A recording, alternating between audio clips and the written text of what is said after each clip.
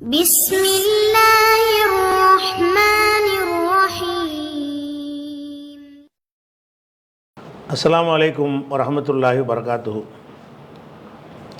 அன்பிற்குரிய சகோதர சகோதரிகளே, நீங்களும் ஆலிம்களாகலாம் என்ற தினசரி பாடத்தில் ஒவ்வொரு ஞாயிற்றுக்கிழமையும் உலூமுல் குர்ஆன் என்ற குர்ஆன் குறித்த கலைகளை நம்ம அறிந்து வருகிறோம். இப்போ சில நாட்களாக அஸ்பாபுன் நுசூல், சபபுன் நுசூல் பற்றி பார்த்து வருகிறோம். ஒரு வசனம் எதற்காக இறங்கியது, அதை வைத்து நமக்கு என்ன பயன் இருக்கிறது என்பதை பார்த்து வருகிறோம். அதில் சில சபபுன் நுசூல் மூலமாக நமக்கு அந்த வசனம் நேரடியாக சொல்லும் பொழுது ஒரு தவறான கருத்து கிடைக்கும் என்று இருந்தால் அந்த சபப நுசூல் அந்த கருத்தை நீக்கி விட்டுரும் என்பதை நம்ம சென்ற வாரம் பார்த்தோமா. 593 வசனத்தை பார்த்தோம். அதில் என்ன வருதுன்னா, லைஸ் அலல்லதீன் ஆமனு அமிலு சாலிஹாத்தி, நம்பிக்கை கொண்டு நல்லறங்கள் செய்தவர்கள் மீது ஜுனாகுன் குற்றமில்லை, லைஸ் ஜுனாகுன் குற்றமில்லை, ஃபீமா தாய்மு, அந்த மதுபானத்தை பற்றி பேசிகிட்டு இருக்கும்போது தான் வருது. அவர்கள் உட்கொண்ட விஷயத்திலே, மதுபானத்தை உட்கொண்ட விஷயத்தில் அவங்க மீது குற்றமில்லை அப்படின்ட்டு ஒரு வசனம் வருகிறது. இதை மட்டும் பார்த்தாங்கன்னு சொன்னால் அதை மதுபானம் அருந்துவது தப்பு இல்லைன்னு வரும். அப்படி ஒருத்தர் பாதிட்டார் உமர் நாடு காலத்தில், இந்த வசனத்தை வச்சு என்னை தண்டிக்க முடியாது என்றெல்லாம் அவர் பேசினார் என்றதை பார்த்தோம். அப்போ இது எதை சொல்லுது அப்படிங்கிறது ஒரு ஹதீஸில் விளக்கம் கிடைக்கும் பொழுது, அப்போ நமக்கு இதை தவறான ஒரு அர்த்தம் எடுக்கிற மாதிரி இருக்குல்ல, அதை இந்த சபபு நுசூல் நீக்கிறது. அது எதுக்கு இறங்குனுச்சின்னு சொன்னால், இது புகாரில் 2464வது ஹதீஸில் இருக்கிறது. அனஸ் ரலியல்லாஹு அன்ஹு அறிவிக்கிறார்கள். அவங்க அபூ தல்ஹாங்கிறது அவங்க தாயாருடைய கணவர். தாயார் அபூ தல்ஹாவை 2வது கல்யாணம் பண்ணிக்கிட்டார். அனஸ் ரலியல்லாஹு சொல்கிறாங்க, குன்து சாக்கியல் கௌமி ஃபி மன்சில் அபி தல்ஹா, அபூ தல்ஹாவுடைய இல்லத்திலே கூட்டத்தினருக்கு நான் மதுபாகனத்தை ஊற்றி கொடுப்பவனாக இருந்தேன். கான ஹம்ருஹும் யோமைதன் ஃபலிகுன்னா அந்த இதிலிருந்து பேரிச்சையிலேருந்து இருக்கக்கூடிய மதுபானம், அதுதான் அவங்களுடைய மதுபானமாக இருந்தது. அமர ரசூலுல்லாஹி ஸல்லல்லாஹு அலைஹி வஸல்லம், ரசூல் ஸல்லல்லாஹு அலைஹி வஸல்லம் ஆணையிட்டார்கள். முனாதியன் யுனாதி, ஒரு முனாதியன் ஒரு அழைப்பாளருக்கு ஆணையிட்டார்கள். யுனாதி அழைக்கக்கூடிய ஒரு அழைப்பாளருக்கு உத்தரவு போடுறாங்க. என்ன உத்தரவுன்னா, அலா இன்னல் ஹம்ர கத் ஹுர்ரிமத், மதுபானம் ஹராமாக்கப்பட்டு விட்டது இப்படின்னு போய் ஊரில் இந்த பறை அடித்து சொல்லுவாங்கள்ல, அந்த மாதிரி ஒரு ஆளை அனுப்பி எல்லா பக்கத்துலையும் இதை அறிவிச்சிட்டு வந்துரு, மதுபானம் எல்லோரும் அருந்துவது இது வரைக்கும் தடை இல்லாமல் இருந்துச்சு, அதனால் இப்போ போய் தெளிவுபடுத்திடுவான்னு சொல்லி, அலா இன்னல் ஹம்ரா கது ஹுர்ரிமத், ஹம்ரு ஹராமாக்கப்பட்டு விட்டது என்ற ஒரு அறிவிப்பை அறிக்கிறது ஒரு ஆள் அனுப்புகிறாங்க.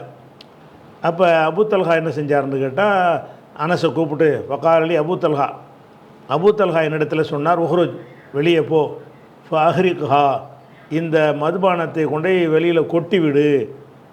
ஒரு உத்தரவு வந்த உடனே இதை குடிச்சு முடிச்சுட்டு அப்புறம் நிப்பாட்டிக்கலாம்னு நினைக்கல. அல்லாட்டிலேருந்து அந்த கட்டளை வந்தவுடனே இதை அறிவிப்பை கேட்டவுடனே என்ன செய்கிறாங்க, குடிச்சிக்கிட்டு இருக்கிறாங்க எல்லாரும். உடனே அனஸை கூப்பிட்டு இதை கொண்டு தெருவில் கொட்டிட்டு வா. அஹரக்க என்றால் கொட்டினான், தெருவில் கொட்டுறது. அதனுடைய அம்ரு அஹரிக்குஹா, அதை கொட்டி விடுன்னு சொல்கிறாங்க. உடனே ஃபஹரஜு அனசு சொல்கிறாங்க, நான் வெளியேறி ஃபஹரக்துஹா, அதை வெளியே கொட்டிட்டேன். ஃபஜரத்து ஃபி சிக்கக்கில் மதீனா வீதிகளில் அது ஓடியது. மதுபானைகள் மக்கா வீதிகள் எங்கும் ஆராய் ஓடியதுன்னு சொல்லுவாங்கள்ல, அப்படின்னு சொல்லி ஒரு மதீனா வீதியில் தான் ஓடினுச்சு. மக்கான்னு ஒரு படிப்பார். சரி, ஃபஜரத்து ஃபி சிக்கக்கில் மதீனாவுடைய வீதிகளில் அது ஓட ஆரம்பிச்சு. அப்போ ஃபகால, இதுதான் முக்கியமான விஷயம், ஃபகால பாதுல் கௌமி, ஒரு கூட்டத்தினர் சில பேர் பேசிக்கொண்டார்கள். என்ன பேசிக்கிட்டீங்கன்னா, கது குத்திர கௌமுன் ஒஹிய ஃபி புத்தூனிஹிம், இந்த மதுபானம் வயிற்றில் இருக்கும்போதே சில பேர் கொல்லப்பட்டு விட்டார்களே. எல்லாம் மதுபானத்தை ஹராமாக்கிட்டான். அவங்க குடித்த நிலையில் அவங்க கொல்லப்பட்டாங்க. குடிகாரர்களாக இருக்கும் பொழுது அந்த மதுபானம் ஜீரணித்து வெளியேறாத நிலையில் நெஞ்சிட்டாங்க, அவங்க கொல்லப்பட்டாங்க. இவங்க நிலைமை என்ன ஆகும் அப்படின்னு பேசிக்கொண்டார்கள்.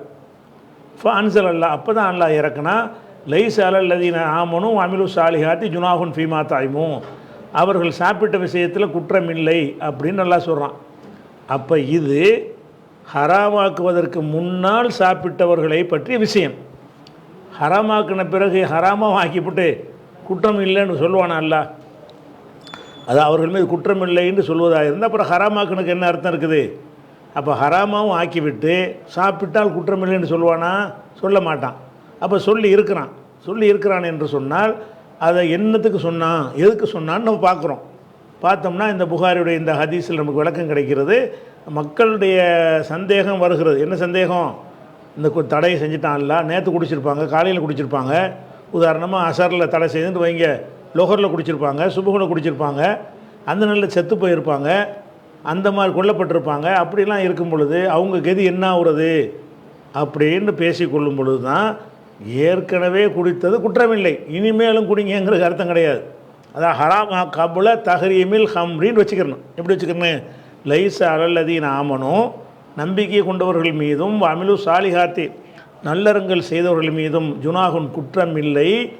எதில் குற்றம் இல்லைன்னா பி சுர்பில் ஹம்ரி, அதான் கபுல தஹரீமில் ஹம்ரி, ஹம்ரை ஹராமாக்குவதற்கு முன்னால் சாப்பிட்டாங்கல்ல, அவங்க மீது குற்றம் கிடையாது அப்படின்ட்டு தான் இதை அர்த்தம் கொடுக்கணும்.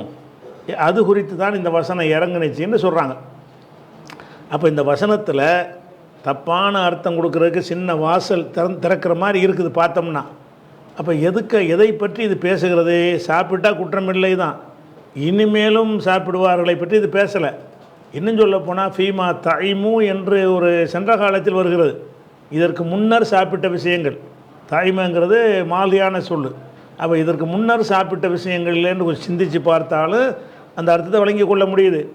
இந்த சபபு நுசூல் இறங்குவதற்கான காரணம் அதை அறிந்து கொண்டாலும் இது மதுபானம் ஹராம் தான். ஹராம் ஆக்கிறதுக்கு முன்னாடி யாராவது சாப்பிட்டிருப்பார்களே ஆனால் அவங்களுக்கு குற்றமில்லை. ஹராம் ஆக்கின பிறகு தான் இதை பற்றி நல்லா கேள்வி கேட்பான் அப்படின்ற ஒரு சரியான அர்த்தத்தை புரிந்து கொள்வதற்கு இந்த சபபு நுசூல் உதவுகிறது. இப்படியும் சபபு நுசூல்னால் பயன் இருக்கிறது. அந்த சம்பவம் இதை சொல்லியாச்சு. அதே மாதிரி இன்னொரு விஷயம் என்னென்னு கேட்டால், இன்னொரு வசனத்தை பார்ப்போம். ஒலில்லாஹில் மஷிருக்கு ஒல் மகரிப், மஷிருக்கும் மகரிபும், கிழக்கும் மேற்கும். மஷிருக்குன்னா உதிக்கும் திசை, மகரிப் என்றால் மறையும் திசை. அதாவது மஷிருக்குன்னா மஷிருக்கு ஷம்ஸ் தான், எல்லாம் சூரியன் உதிக்கும் திசை கிழக்கு. மகரிபு என்றால் மகரிபு ஷம்ஸ், சூரியன் மறையும் திசை மேற்கு. அப்போ நம்ம கிழக்கு மேற்குன்னு சொல்லிக்கலாம். உதிக்கும் திசை மேற்கும் திசைங்கிறது நம்ம சொல் வழக்கத்தில் இல்லை, கிழக்கு மேற்குன்னு தான் இருக்கிறது. அப்போ ஒலில்லாஹி அல்லாவுக்கு உரியது, அல் மஷிருக்கு ஒல் மகரிப், மஷிருக்கு மகரிப் ரெண்டு அல்லாவுக்கு உரியது தான். இந்த ரெண்டு அல்லாவுக்கு உரியது என்பது மற்றதெல்லாம் இல்லைன்ற அர்த்தம் தராது. இதுலேயும் இதற்கு கேஸ் இருக்குது. மஷிருக்கு மகரிபு எனக்கு உரியதுன்னு சொன்னான்னா என்ன அர்த்தம்? எல்லாமேங்கிற அர்த்தத்தை வளைச்சி சொல்கிறது. ஏன்னா கிழக்கு மேற்கு நமக்கு தாப்பான்னு சொன்னால் வடக்குத்துக்கு இல்லைன்ற அர்த்தம் கிடையாது. ஆள் திசை, எல்லா திசையும் தான், எல்லா குல்லுல் ஜிஹாத், எல்லா திசையும் அல்லாவுக்கு உரியது தான். அதை சொல்வதற்கு என்ன செய்வாங்கன்னா பிரதானமான ரெண்டை சொல்லுவாங்க. அது அனைத்தையும் அடக்கி கொள்ளும் பேச்சு வழக்கில். அந்த பேச்சு வழக்கில் தான் குர்ஆன் வரலப்பட்டிருக்கிறது. அதனால் ஒலில்லாஹில் மஷரிக்கு ஒல் மகரிபுனா, மஷரிக்கு மகரிபு கிழக்கும் மேற்கும் அல்லாவுக்கு உரியதுன்னா எல்லா திசைகளும் அல்லாவுக்கு உரியது. எல்லா திசையிலும் உரியது தான். அதுக்கு அர்த்தம் கொடுக்கணும் என்பதற்கு அடுத்த ஒரு சொல்லில் விளக்கம் கிடைச்சிருது. ஃபைனமா துவல்லும், நீங்கள் எங்கே திரும்பினாலும், இப்போ கிழக்கு மேற்கு மட்டும் குறிக்கலை, கிழக்கு மேற்கு அல்லாவுக்கு உரியது. நீங்கள் வடக்கு திரும்பினாலும், தெற்க திரும்பினாலும், வடகிழக்கு திரும்பினாலும், தென்கிழக்கில் திரும்பினாலும், என்னதில் எந்த மாதிரி வடமேற்க திரும்பினாலும், 8 திசைகளில் எந்த பக்கம் நீங்கள் திரும்பினாலும் சம்ம வஜுஹுல்லா. சம்மன்னா இஸ்மிஷாரா, ஹுனாக்க அங்கே, இடத்துக்குரிய இஸ்மிஷாரா. ஹுனாக்க இடத்து அங்கேன்னு சொல்கிறோம்ல, இந்த அங்கேங்கிறதுக்குரிய வார்த்தை சம்மங்கிறது. இப்போ சம்ம இப்போ ஹுனாக்க அங்கே இருக்கிறது, வஜுஹுல்லா அல்லாவுடைய முகம் அங்கே இருக்கிறது. முகத்தை கொண்டு கருத்து கவனம்னு அர்த்தம். நீங்கள் எங்கே திரும்பினாலும் அல்லாவுடைய முகம் அங்கே இருக்கிறது. இன்னல்லாஹ வாசிவும் அலீம், அல்லாஹ் தாராளமானவன் அறிந்தவன். வாசின்னா விசாலமானவன், தாராளமானவன், அலீமுன் அறிந்தவன் அப்படின்னு இந்த வசனம் இருக்கிறது. இதை நேரடியான அர்த்தத்தை மட்டும் பார்த்து கொண்டு இது எதுக்காக இறங்குனுச்சுங்கிறத கவனிக்காமல் நீங்கள் சொன்னீங்கன்னு சொன்னால் அப்போ எங்கிருந்து தொழலாம்னு வந்துடும். ஐனமா துவல்லும். அப்போ இப்போ இதுக்கு முந்தி கிபிலாவை முன்னோக்க சொன்னதுக்கெல்லாம் அர்த்தம் இல்லாமல் போயிடும். இதுக்கு முந்தி என்ன சொல்லப்பட்டது? எங்கே நீ போனாலும் சரி, இப்போ வள்ளி வஜ்ஹக ஷத்ரல் மஸ்ஜிதில் ஹராம், மஸ்ஜிதுல் ஹராமின் பக்கம் அவனுடைய முகத்தை திருப்பு என்று அல்லாஹ் நினச்சிட்டான், ஆணையிட்டுட்டான். ஆணையிட்ட பிறகு அதுக்கு இது மாற்றமாக வருதா இல்லையா? எங்கே நீ எந்த ஊருக்கு போனாலும், உள்ளூரில் இருந்தாலும் வெளியூரில் இருந்தாலும் நீ வந்து என்ன செய்யணும், அல்லாஹ்வை தான் கிப்லாவை தான் நோக்கணும் அப்படின்ட்டு அல்லாஹ் சொல்லிடும் பொழுது, இந்த வசனத்துக்கு நேரடி அர்த்தத்தின்படி பார்த்தீங்கன்னு சொன்னால் அதெல்லாம் கிப்லாவெலாம் முக்கியம் கிடையாது. காபாவை நோக்கணும், மஸ்ஜிதுல் ஹராமை நோக்கணும் என்பது உங்களுக்கு முக்கியம் கிடையாது. ஏன்னு கேட்டால் எங்கிட்ட வேணாலும் திரும்பலாம். அப்போ ஃபைனமா துவல்லு, நீங்கள் எங்கே திரும்பினாலும் சம்ம வஜ்ஹுல்லா, அங்கே அல்லாஹ்வுடைய முகம் இருக்கிறது அப்படின்ட்டு இந்த வசனம் சொல்கிறது. அப்போ இதனே மேலோட்டமாக வச்சு பார்த்தோம்னு சொன்னால் அந்த அர்த்தம் கொடுக்கணும். ஆனால் அந்த அர்த்தம் கொடுத்தா நம்ம அறிவே சொல்லுது அதுதான் அல்லாஹ் தடுத்துட்டானே, இந்த அர்த்தம் அதில் வருது. இதுதான் கிடையாது. நீ எங்கே இருந்தாலும் நீ காபாவை தான் நோக்கணும்ட்டானே, எங்கே இருந்தாலும் மஸ்ஜிதுல் ஹராமை தான் நோக்க வேண்டும் என்று இதுக்கு முந்தைய வசனங்களில் பேசப்பட்டு விட்டது. அதனால் அதைத்தான் நோக்கணும்னு சொல்லிவிட்டு நீ எங்கே விட்டாலும் திரும்பிக்கன்னு சொன்னால் இது முரணாக இருக்குது, முரணா அல்லாஹ் பேச மாட்டான். அப்போ ஏதோ இது பர்டிகுலர் ஒரு விஷயத்தை பற்றி பேசுகிறது, ஏதோ ஒரு விஷயத்தை ஒரு சூழ்நிலையை பற்றி பேசுகிறதுன்னு கொஞ்சம் ஆழமாக சிந்திச்சா விளங்குது. எந்த சூழ்நிலை, அதுக்கு சபபு நுசூல் இருந்து சொன்னால் தான் அது விளங்க முடியும். சபபு நுசூல் என்ன வருது, அதில் முஸ்லீமில் என்ன வருதுன்னு கேட்டால், இப்னு உமர் அறிவிக்கிறாங்க, கான ரசூலுல்லாஹி ஸல்லல்லாஹு அலைஹி வஸல்லம் சொல்லி, ரசூல் ஸல்லல்லாஹு அலைஹி வஸல்லம் அவர்கள் தொழுவார்கள், ஓஹோ முக்பிலுன் மி மக்கத்த, மக்காவிலிருந்து இலல் மதீனத்தி, மதீனாவை நோக்கி வந்து கொண்டிருக்கும் போது தொழுவார்கள், அலா ராஹிலத்திஹி, அவங்களுடைய ஒட்டகத்தின் மீது இருந்தே தொழுவார்கள், ஹைது கான வஜூஹு, அவங்களுடைய முகம் எந்த திசையில் இருக்கிறதோ அந்த திசையில் தொழுவார்கள். அப்போ இதில் ஒரு பிரயாணத்தை சொல்கிறாங்க. இந்த பிரயாணம் வந்து மதீனாவிலேருந்து மக்காவை நோக்கி பிரயாணமாக இருந்தால் நம்ம காபத்துல்லாவை நோக்கியே போவோம். இது மதீனாவில் இருந்து மக்காவில் இருந்து மதீனாவுக்கு வர்ற பிரயாணம். அதாவது மதீனாவிலேருந்து ரசூல்லா மக்காவுக்கு போனாங்கன்னு சொன்னால் அவங்க மதீனா போய் சென்று அடைகிற வரைக்கும் காபாவை தான் மக்கா போய் சென்று அடைகிற வரைக்கும் மஸ்ஜிதுல் ஹராமை தான் நோக்குவாங்க. இந்த பிரயாணம் எப்படிப்பட்டதுன்னு கேட்டால், மக்காவுக்கு முதுகை காட்டிகிட்டு வர்றது, மீன் மக்கத்தை மக்காவிலிருந்து இலல் மதீனத்தி, மதீனாவுக்கு முன்னோக்கி வர்றார்கள் என்று சொன்னால் அவங்க முகம் மதீனாவை நோக்கி இருக்கும், முதுகு தான் கிப்லாவை நோக்கி இருக்கும். அப்படி ரசூல்லா தொழுவார்கள். எங்கிட்ட அப்போ முகம் எங்கே இருக்கும், காபாவுக்கு ஆப்போசிட் திசையில் இருக்கும். காபாவுக்கு மஸ்ஜிதுல் ஹராமுக்கு எதிர் திசையில் இருக்கும். அதாவது மக்காவில் இருந்து மதீனாவுக்கு ஒருத்தர் புறப்படுவாரையானால் அவருடைய முகம் எங்கே இருக்கும்னுட்டா காபாவுக்கு எதிர்ப்புறமான திசையில் நோக்கி இருக்கும். அப்படி தொழுகும் பொழுது தான் தொழுதாங்க.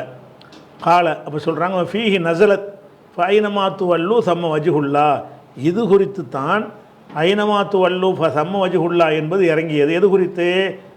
அதாவது உபரியான தொழுகைகளை, பயணத்தில் உபரியான தொழுகைகளை தொழுகும் பொழுது நீங்கள் பயணத்தில் வேறு இருக்கிறீங்க, உபரியான தொழுகையை தொழுகிறீங்க, வாகனத்தில் இருந்துக்கிட்டு இருக்கிறீங்க, அந்த மாதிரி நேரத்தில் கிப்லாவை நோக்குதல் என்பது சாத்தியப்படாது. ஏன்னா நீங்கள் மக்காவிலேருந்து மதீனாவுக்கு போகணும், நீங்கள் இப்படி திரும்பிக்கிட்டு அதுக்காண்டி போக முடியுமான்னா முடியாது, ரிவர்ஸில் போகணும் அப்புறமேலு. அப்போ பயணத்தை நிறுத்த வேண்டி வரும். அப்படியான ஒரு நிலை வரும் பொழுது அப்போ அதை அந்த நேரத்தில் இதை தொழுகிறது தான் குறிக்குது, அது குறித்து தான் இறங்கியது என்று அவர் சொல்கிறார். அப்போ ரசூல்லா வந்து மக்காவிலேருந்து மதீனாவை நோக்கி வரும்போது வாகனத்தில் இருந்து கொண்டு உபரியான தொழுகைகளை, வேறு வேறு அறிவிப்புகளில் உபரியான தொழுகைகள்னு வருது, கடமையான தொழுகை வரும்போது இறங்கி கிப்லாவை நோக்கி தொழுதுட்டு புறப்படுவார்கள். சும்மா போய்கிட்டு தானே இருக்கிறோன்னு சொல்லி சுன்னத்தான நஃபிலான தொழுகைகளை தொழுவதை இது பேசுகிறது. அப்போ சுன்னத்தான நஃபிலான தொழுகை தொழுவதாக இருந்தால், அதுவும் பிரயாணத்தில் இருந்தால், அதுவும் வாகனத்தில் இருந்து கொண்டே தொழணும்னு நினைத்தோம் என்று சொன்னால் வாகனம் போகிற திசையில் நீங்கள் தொழுவலாம். அப்போ எங்கே திரும்பினாலும் அல்லாஹ்வின் முகம் இருக்கிறது என்பது அதுக்கு உரியது. அங்கே திரும்புறதுக்கு நீங்கள் காபாவை நோக்கலையே, நமக்கு மஸ்ஜிதுல் ஹராமை தாண்டிட்டோமே, அதுக்கு வேறு பக்கம் திரும்பிட்டோமே, நீங்கள் ஒருத்தர் உங்களுக்கு வேணாம், எங்கே இருந்தாலும் நல்லா தானே இருக்கிறான் அப்படின்றது வந்து இது பொதுவானது கிடையாது, ஒரு குறிப்பான ஒரு விஷயம் அப்படின்னு சொல்லி இந்த ஹதீஸில் இருந்து, முஸ்லீமில் உள்ள இந்த ஹதீஸில் இருந்து நாம் அறிந்து கொள்கிறோம்.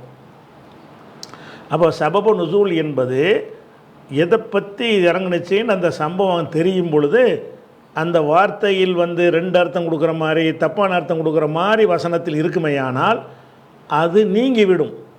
இந்த வசனம் இந்த ஹதீஸ் இல்லாட்டாலும் நம்ம விளங்கிக்கிறோம். ஏன்? அதுதான் தெளிவாக சொல்லியாச்சா, மஸ்ஜிதுல் ஹராமை நோக்கணும்னு.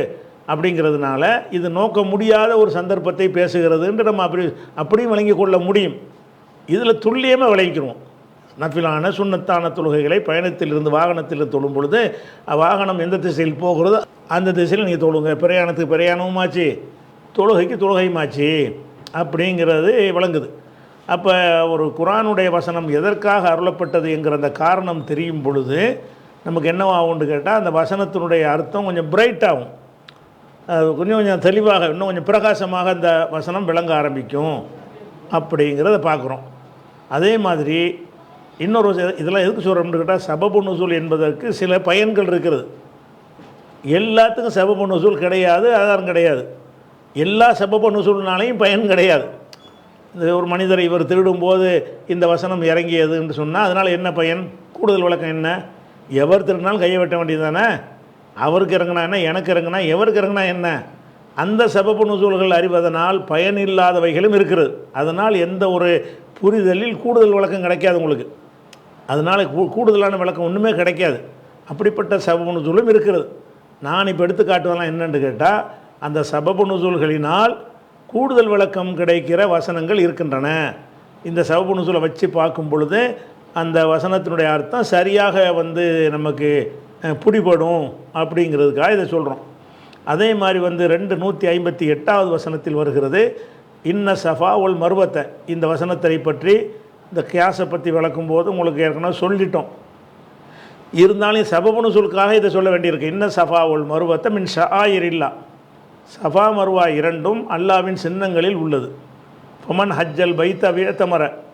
யார் ஹஜ்ஜு பைத்துல்லாவை, பைத்துனா ஆலயம், அந்த ஆலயம் அதாவது காபத்துல்லா, பைத்து அந்த ஆலயத்துக்கு ஹஜ்ஜு செய்கிறாரோ அவ் ஏத்தமர அல்லது உம்ரா செய்கிறாரோ ஃபலா ஜுனாஹ அலைஹி, அவர் மீது குற்றமில்லை. எத்தவாஃப் பிஹிமா, அந்த ரெண்டிலும் தவாப் செய்வது குற்றமில்லை. சபா மர்வாவுக்கு மத்தியில் ஓடுவதற்கு அதுக்கு சஇ என்கிற வார்த்தை ஹதீஸுகளில் வந்தாலும் அதுக்கு தவாஃபுங்கிற வார்த்தையினாலையும் அதை சொல்லலாம். அல்லாஹ் சொல்லியிருக்கிறான் எத்தவாஃப் பிஹிமா. எத்தவாஃப்னா தவாஃப்லேருந்து உள்ளது. அந்த சபா மர்வாவை தவாஃப் செய்வது குற்றமில்லை. அதையும் கஅபாவை சுற்றுவதும் தவாஃப் தான். சஃபா மர்வாவுக்கு மத்தியில் ஓடுவதும் தவாஃப் தான். ரெண்டுக்கும் தவாஃப் என்ற வார்த்தை குர்ஆனில் பயன்படுத்தப்பட்டிருக்கிறது. ஹதீஸில் அதுக்கு சஇங்கிற வார்த்தையும் வந்திருக்கிறது. அப்போ ஹுமன் தவா, யார் உபரி ஹைரன் நல்லதை மேலதிகமாக செய்கிறாரோ ஃபைனல்லாக ஷாக்கிரும், இதில் வந்துருச்சு. இதில் என்னென்னு கேட்டால் நேரடியாக அப்படி மேலோட்டமாக பார்த்தோம்னு சொன்னால் அப்போ சஃபா மர்வாவில் தவாஃப் செய்வது குற்றமில்லைன்னா அது அவசியம் இல்லைன்னு ஆகுது. குற்றமில்லைன்னு சொல்லாமல் கடமைன்னு சொல்லணும். சஃபா மர்வாவில் தவாஃப் செய்வது குற்றமில்லைன்னு சொல்வதாக இருந்தால் அப்போ சஃபா மர்வாவில் ஒருத்தன் தவாஃப் செய்யாமல் இருந்தால் ஏன்டா செய்யலைன்னு கேட்க இயலாது. ஏன் கேட்க இயலாது? அல்லாஹ் செஞ்சால் குற்றமில்லைங்கிறான். அப்போ ஒரு அனுமதிக்கப்பட்ட ஒரு விஷயம் என்று தான் அதுக்கு அர்த்தம் வருமே தவிர அது கட்டாயம்னு அர்த்தம் வராது. ஹஜ்ஜுக்கு இருந்தாலும் உம்ராவுக்கு இருந்தாலும் சஃபா மர்வாவில் ஓடுவது என்பது அதனுடைய முக்கிய கிரிகைகளில் வராது. விரும்புனா செஞ்சுக்கிடலாம். இதை மேலோட்டமாக பார்த்தா அப்படி வழங்க முடியும். ஃபலா ஜுனாஹ அலைஹி, அவன் மீது குற்றம் கிடையாது. எத்தவாஃப் பிஹிமா, அந்த ரெண்டையும் தவாஃப் செய்வது குற்றமில்லை. குற்றமில்லைன்னு என்ன அர்த்தம்? ஒன்றில் குற்றமில்லைன்னு இப்போ சொல்லப்பட்டுச்சோ அது டூ சைடும் சமம்னு அர்த்தம். குற்றமில்லைன்னா செஞ்சாலும் குற்றமில்லை, அப்போ ரெண்டும் அப்படி வரும். ஒரு சைடு வராது. ஒரு விஷயம் குற்றமில்லைன்னு சொன்னால் என்ன அர்த்தம்? இதுவும் குற்றமில்லை, அதுவும் குற்றமில்லை. அப்போ குற்றமில்லைங்கிற வார்த்தைக்கு என்ன அர்த்தம் வரும்னு கேட்டால் ரெண்டு சைடுமே குற்றமில்லைன்னு வந்துடும். செஞ்சாலும் குற்றமில்லை, செய்யாட்டாலும் குற்றமில்லை அப்படின்னு சொன்னோம்னா அது அனுமதிக்கப்பட்ட ஒன்றுங்கிற அர்த்தத்தை தருமே தவிர உறுதியாக கண்டிப்பாக நிச்சயமாக செய்யணுங்கிற அர்த்தத்தை தராது என்று இதை வாதிடலாம். மேலோட்டமாக அந்த வாசகத்தை வைத்து பார்த்தால் வாதிடலாம். இது எதற்கு அருளப்பட்டது, எந்த சந்தர்ப்பத்தில் அருளப்பட்டது, அந்த ஒரு விஷயத்தை நம்ம கூடுதலாக விளங்கிட்டோம்னு சொன்னால் இது அந்த அர்த்தம் தரலை என்று புரிந்து கொள்ளலாம். அது என்ன சபபுன்னு சொல்லுன்னு கேட்டால் இது புகாரில் 1790வது ஹதீஸில் உருவாங்கிறவர் ஜுபைருடைய மகன். அப்போ ஆயிஷா நாய்க்கு அண்ணன் மகன் வைங்களேன், ஜுபைருடைய மகன். அவங்க என்ன செய்கிறாங்கன்னு கேட்டால் சொல்கிறாங்க, குல்துளி ஆயிஷத்தை, ஆயிஷா நாயிட்ட நான் கேட்டேன் ரலியல்லாஹு அன்ஹா. என்ன கேட்டேன்? ஆயிஷான்னு போட்டதுனால அந்த சிஃபத்து போட்டாங்க. ஜவுஜின் நபி ஸல்லல்லாஹு அலைஹி வஸல்லம், ரசூலுல்லாஹ்வுடைய மனைவியாகிய ஆயிஷாவிடத்தில் நான் சொன்னேன். ஆனால் யௌம இதின் ஹதீஸு சின்னி, நான் அன்றைய தினத்தில் கேள்வி கேட்ட அன்றைய தினத்தில் ஹதீஸு சின்னி, சின்னுண்டா வயசு, ஹதீஸுனா புதுசு, வயசில் புதுசானவனாக இருந்தேன் அதுக்கு நேரடி அர்த்தம். அதுக்கு வந்து சின்ன வயசுன்னு அதுக்கு அர்த்தம். சின்ன வயசுக்கு என்ன செய்வாங்க, ஹதீஸு சின்னி, அதாவது ஒரு ஒரு பருவ வயசுக்கு நெருங்கின மாதிரி இருப்பாங்க இல்லையா, அந்த மாதிரியான ஆளுக்கு தான் ஹதீஸு சின்னிம்பாங்க. ஹதீஸுன்னா புதுசுன்ற அர்த்தம், செய்திங்கிற அர்த்தம் இருக்கிறது, பேச்சின்ற அர்த்தம் இருக்கிறது, புதுசுங்கிற அர்த்தம் இருக்குது. அப்போ ஹதீஸ் முஹதத்துங்கிறவள புதுசாக உண்டாக்கப்பட்டது பிதத்துக்கு, அந்த உள்ள அந்த ஹதீஸ். அப்போ ஹதீஸ்னா புதுசு, சின்னன்னா வயசு, வயசில் புதியவனாக இருந்தேன் அப்படி சொல்லுவாங்க.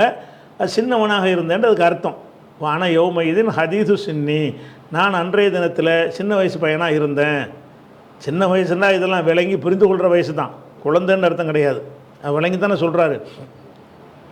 அப்போ ஆயிஷா நாயிட்ட கேட்டவுடனே என்னென்னு கேட்டாரான் கேள்வி, அராய்த்த கவுலல்லாஹி தபாரக வத்தாலா, அல்லாஹ்வுடைய சொல்லை பற்றி எனக்கு சொல்லுங்கள். அராய்த்தங்கிறது ஏற்கனவே சொல்லியிருக்கிறேன், நேரடி அர்த்தம் வந்து அராய்த்த நீ பார்த்தாயான்னு அர்த்தம்.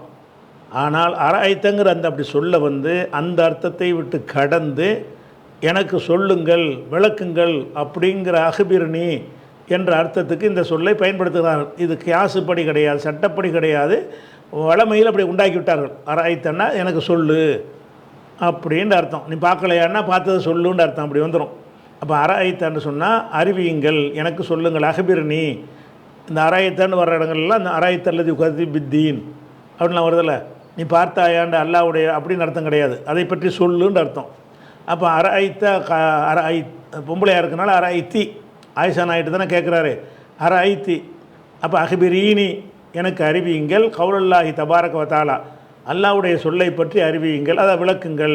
என்ன சொல்லு, இன்ன சஃபா ஒல் மருவத்தை மின் ஷாயிர் இல்லான்னு சொல்லி பக்கராவில் 188 வசனத்தில் உள்ளதை எனக்கு விளக்குங்கள் அப்படின்ட்டு நான் ஆயிஷா நாயிட்ட கேட்டேன். அது மாதிரி ஃபமன் ஹஜ்ஜல் பைத்த அவர் விளக்குறாரு. இந்த ஆயத்தை பற்றி என்ன கேட்குறாருன்னா, ஃபமன் ஹஜ்ஜல் பைத்த அவ்வியத்தமர ஃபலா ஜுனாஹ அலைஹி ஐயத்தப பிஹிமா என்று அல்லாஹ் இதில் சொல்கிறான்.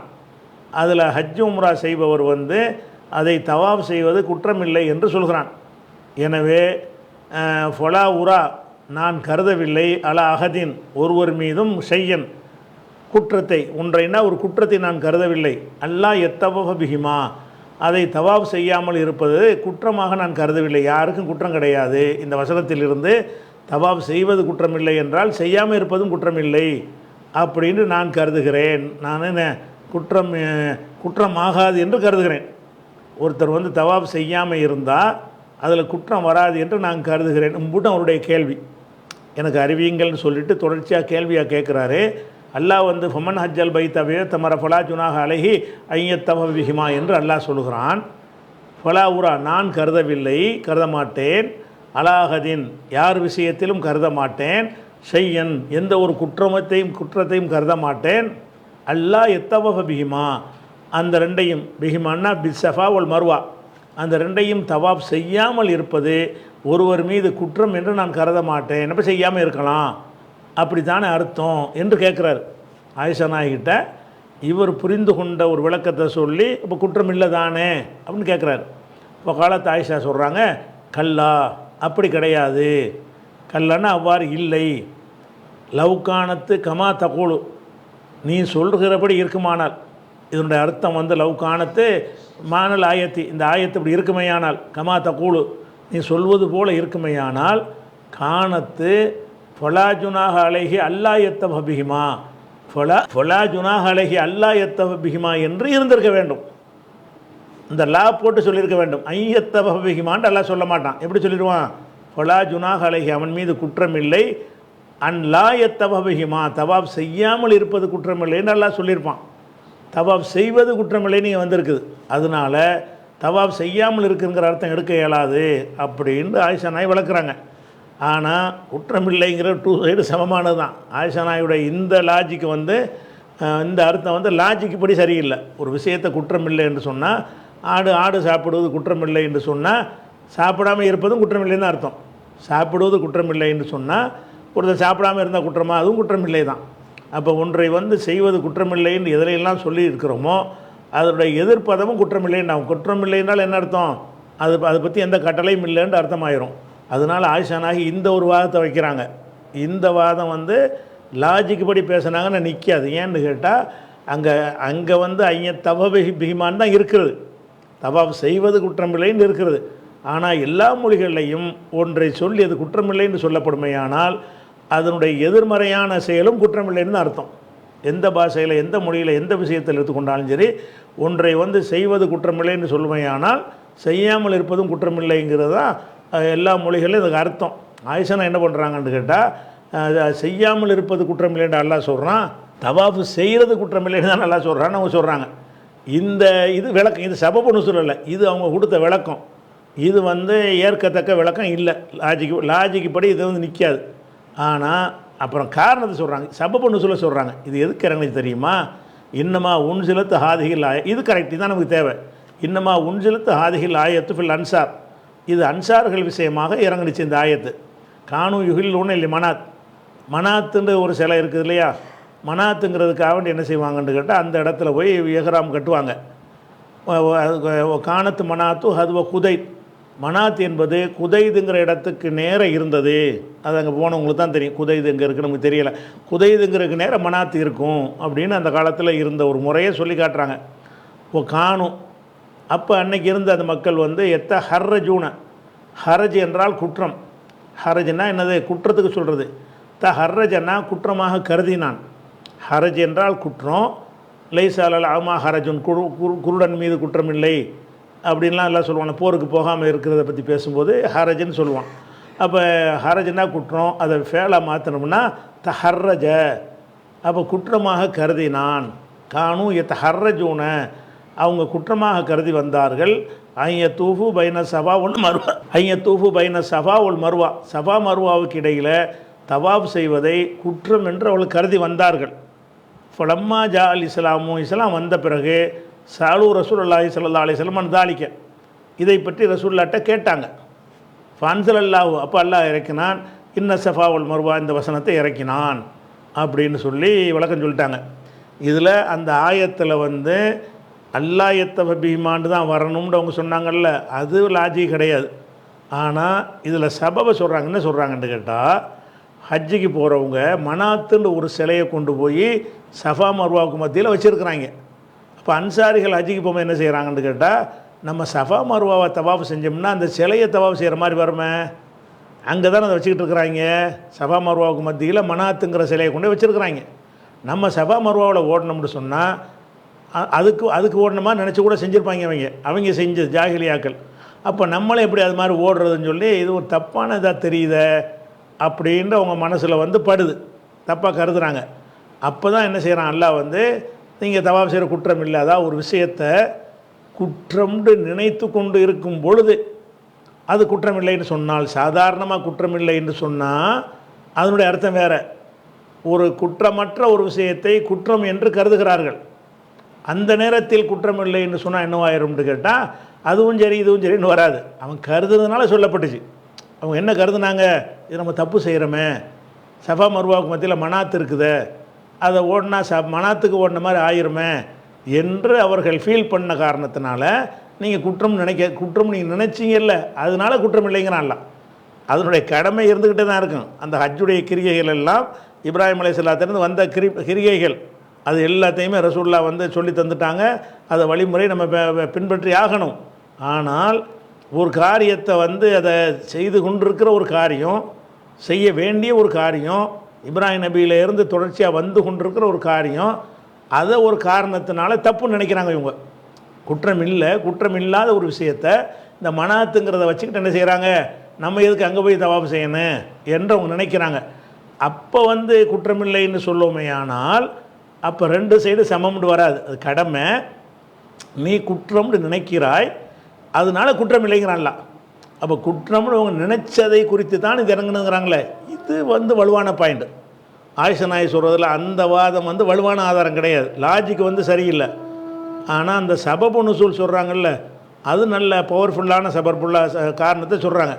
அப்போ எதுக்காக இறங்குனுச்சுன்னு சொன்னால், லாத்து மனாத்து அதுக்காக நம்ம செய்கிறோன்னு நினைத்து கொண்டு அது பாவம்னு நினச்சாங்க. நம்ம வேணாம் தவாப் செய்யக்கூடாது, பட்டு பாவமாக போயிடும், மனாத்துக்கு தவாப் செஞ்ச மாதிரி ஆயிரும் அப்படின்னு அவங்க ஃபீல் பண்ணிகிட்டு இருக்கும்போது, அட குற்றம் இல்லைடா அப்படின்னு அவங்கள்ட்ட பேசணும்னு சொன்னால், அப்போ வந்து டூ சைடு சமம் அங்கே வராது. அவன் தான் ஒரு இது கடமைங்கிறது நீக்கி, கடமை தான் அது, கடமையை அவன் குற்றம்னு நினைக்கிறான்.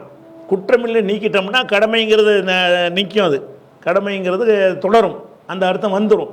அப்போ இந்த எதுக்காக இறங்குனுச்சின்னு சொன்ன இந்த ஒரு விஷயத்தை வந்து என்ன செய்கிறாங்க, ஆயிஷா நாயி காரணத்தோடு விளக்குறாங்க. அப்போ காரணத்தோடு விளக்கும்போது என்ன ஆகுதுன்னு கேட்டால், இந்த வசனம் நம்ம பிரைட்டாக விளங்குதில்ல, விளங்குனதை விட நேரடியாக பார்த்தா தவாஃப் செய்கிற குற்றம் இல்லைன்னு வருது. ஏன் வந்துச்சு? குற்றம்னு நினச்சதுனால அந்த எல்லாம் மறக்கணாத, குற்றம்னு நினைத்து கொண்டிருந்தவர்களுக்கு மறுப்பாக அவங்களுடைய தவறான புரிதலை வந்து திருத்துவதற்காக இந்த வசனத்தை அல்லாஹ் அருளுகிறான். அப்படிங்கும்போது இந்த சபபு நுசூல் என்ன பிரேட்டாக்குத வசனங்களை, சில சபபு நுசூல் வந்து அந்த வசனத்தை பிரேட்டாக, எந்த வசனத்தை குழப்பம் மாதிரி இருக்குதோ அதுக்கு தேடி பார்த்து சபபு நுசூல் இருந்து கண்டுபிடிச்சின்னு வைங்க, பளிச்சுன்னு விளங்கிறோம். ஓ இதைத்தான் இது சொல்லுகிறதா, இதுக்கு தான் எல்லாம் இறக்குனானா அப்படின்னு விளங்கும் பொழுது நமக்கு என்ன செய்யும், அதிகப்படியான விளக்கம் கிடைக்கும். இந்த மாதிரியான விஷயங்கள் சபபு நுசூல்னால இருக்கிறது. இன்னும் இது மாதிரி பயனுள்ள சபபு நுசூலை பார்த்துட்டு அப்புறம் வந்து அடுத்தடுத்த தலைப்புகளை இன்ஷா அல்லாஹ் நம்ம அடுத்தடுத்த வாரங்களில் பார்க்கலாம். அஸ்ஸலாமு அலைக்கும்.